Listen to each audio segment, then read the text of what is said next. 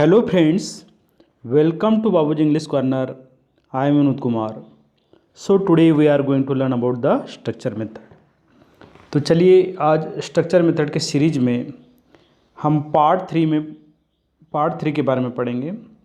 पिछले वीडियोज़ में मैंने स्ट्रक्चर नंबर 1 से 19 के बारे में मैंने बताया हूँ। मैं फिर से एक बार मैं आपको क्लियर कर देता हूँ कि जो हमने स्ट्रक्चर नंबर 1 और स्ट्रक्चर नंबर 2 है ना, वहाँ पर जो हमने यूज़ किए थे और इस स्ट्रक्चर में क्या डिफरेंस है।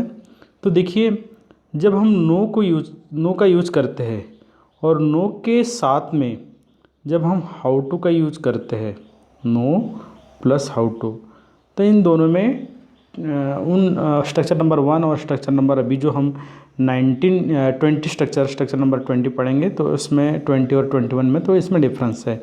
तो क्या डिफरेंस है? जैसे नो प्लस हाउ टू ये तभी यूज करते हैं जब हम किसी चीज़ के बारे में बहुत अच्छे से जानते हैं। जो हिंदी में हमारे जो सेंटेंस होंगे कि मैं ये काम जानता हूँ, मुझे किताब पढ़नी आती है, मुझे अंग्रेज़ी बोलनी आती है, मुझे साइकिल चलानी आती है, मुझे कार चलानी आती है, मैं कार चलाना जानता हूँ, मैं पीपीटी बनाना जानता हूँ, मैं गीत गायन करना चाहता हूँ, मैं हारमोनियम बजाना जानता हूँ या मुझे आता है। मतलब उस चीज़ को आप बहुत अच्छे से जानते हो या बहुत अच्छे से आपको मतलब उस चीज़ के बारे में परफेक्शन है। तो इस तरह की जो ये नो प्लस हाउ टू की जो एग्जांपल्स होते हैं या सेंटेंस होते हैं, खासकर कॉम्पिटिटिव इंग्लिश में ये पूछे जाते हैं। और हमारी हमारी बोल जो जनरल वे में जो भी बात करते हैं तो हम इसमें भी यूज करते हैं। तो इन सारी चीज़ों को हमें थोड़ा अच्छे से समझना है, क्योंकि जब सेंटेंस फॉर्म हम फ्रेम करते हैं तो बहुत सारे बच्चे इसमें गलती करते हैं कि नो और हाउ टू का यूज कैसे किया जाए। तो इन सारी चीज़ों को मैं अभी डिटेल में समझा दूंगा। आप यहाँ पर स्ट्रक्चर को समझना है, स्ट्रक्चर को ध्यान से समझना है, आप ट्रांसलेशन मेथड की ओर ना जाइए, है ना। तो देखिए स्ट्रक्चर नंबर 20, तो subject, then know, then knows, then how to, then verb first form, then object, then other words. तो नो का कहाँ पर यूज करेंगे? अगर आपका subject I, we, you, they और प्लूरल नंबर नाउन है तो नो का यूज करना है। नोज का यूज कहाँ पे करना है? अगर आपका सब्जेक्ट क्या है, ही, सी, इट, धिस, दैट और सिंगुलर नंबर नाउन है तो आपको नोज का यूज करना है, जो कि मैंने मेरे पहले वीडियोज़ में बता दिया हूँ। मैंने पार्ट 1 में आप जाके इसके बारे में डिटेल में पढ़ सकते हैं, ठीक है।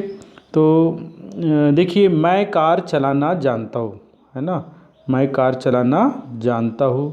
तो फिर यहाँ पर सबसे पहले अकॉर्डिंग टू स्ट्रक्चर आपको ये समझना है कि सब्जेक्ट क्या है। सब्जेक्ट है मैं, देन जानता हूँ ये आपका वर्ब हो गया, है ना, और फिर उसके बाद में हाउ टू और वर्ब का फर्स्ट फॉर्म। तो I know how to drive a car, मतलब सब्जेक्ट के तुरंत बाद नो या नोज यूज होगा, है ना।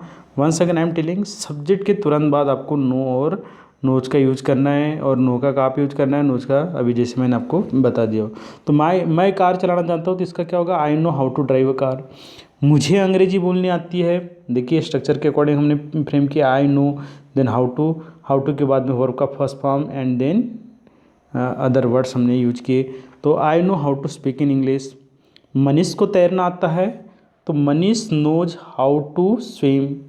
पार्थ को कंप्यूटर चलाना आता है, Parth knows how to operate a computer. Rohit को कार चलानी आती है तो फिर Rohit knows how to drive a car. तो एक बार स्ट्रक्चर को अच्छे से समझ लीजिए। स्ट्रक्चर अगर आपको समझ में आ रहा है तो सेंटेंस आप अपने आप में फ्रेम कर सकते हो। स्ट्रक्चर को समझना बहुत ज़रूरी है। चलिए, और स्ट्रक्चर क्लियर करने के लिए हम और कुछ एग्जाम्पल लेते हैं। देखिए सेंटेंस नंबर 6, मैं इस काम को करना जानता हूँ तो फिर क्या होगा? I know how to do this task. Mona cake बनाना जानती है, Mona knows how to prepare the cakes. वे क्रिकेट खेलना जानते हैं, they know how to play cricket. Amar पढ़ना जानता है, Amar knows how to read. Gupta sir कठिन कंप्यूटर सॉफ्टवेयर बनाना चाहते हैं, Gupta sir knows how to develop the difficult computer software. चलिए और कुछ एग्जांपल लेते हैं।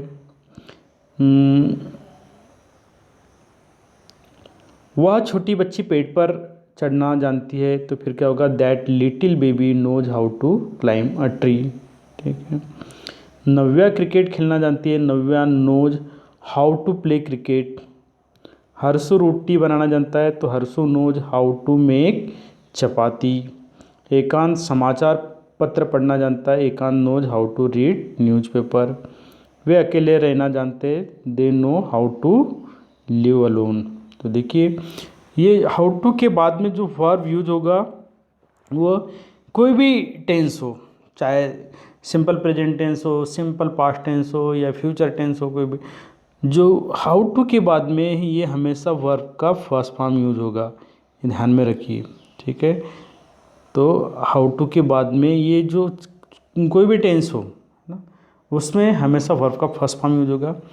ये जो सब्जेक्ट के बाद में हम जो नो यूज करते हैं है ना, जैसे भी पिछले स्ट्रक्चर में हमने देखे, तो उसमें चेंजेस हो सकते हैं।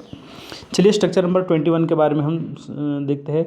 तो स्ट्रक्चर नंबर 21 क्या है? Subject plus do not, does not, then know, then how to, then verb first form, then object, then other words. तो सेंटेंस होगा मैं इस काम को करना नहीं जानता हूँ, तो फिर क्या होगा? I do not know how to do this task. Pradeep computer चलाना नहीं जानता है, तो फिर Pradeep does not know how to run a computer. मैं इस ऐप का उपयोग करना नहीं जानता हूँ, तो I do not know how to use this app. वह इस लैपटॉप को चलाना नहीं जानता है, तो he does not know how to run this laptop. मुझे हवन करना नहीं आता है, तो I do not know how to offer prayers to God in front of fire. Okay, या फिर हवन करने के लिए हम ये भी कह सकते हैं कि I do not know how to do havan, है ना। हवन ये हिंदी वर्ड है, इसलिए इंग्लिश में उसके लिए कोई एक स्पेसिफिक पर्टिकुलर वर्ड नहीं है। ठीक है, हवन को आप एज अ हवन भी हिंदी इंग्लिश में लिख सकते हो। ठीक है, हाँ, इंग्लिश में उसके लिए कोई ऐसा स्पेसिफिक वर्ड नहीं है। या फिर आप जैसे कि मैंने यहाँ पे लिखा हो कि I do not know how to offer prayers to God in front of fire, इस तरह से भी हम इसको यूज कर सकते हैं। चलिए स्ट्रक्चर नंबर 22 के बारे में पढ़ते हैं। स्ट्रक्चर नंबर 22 में subject, then don't, doesn't plus know plus how to plus verb first form plus object plus other word. यहाँ पे हमने डोंट और डजंट ये कॉन्ट्रैक्शन फॉर्म में यूज किए, है ना। मैं इस संगीत को बजाना नहीं जानता हूँ, तो फिर क्या होगा? I don't know how to play this music. वे इस पाइप को लगाना नहीं जानते हैं, तो they don't know how to fit this pipe.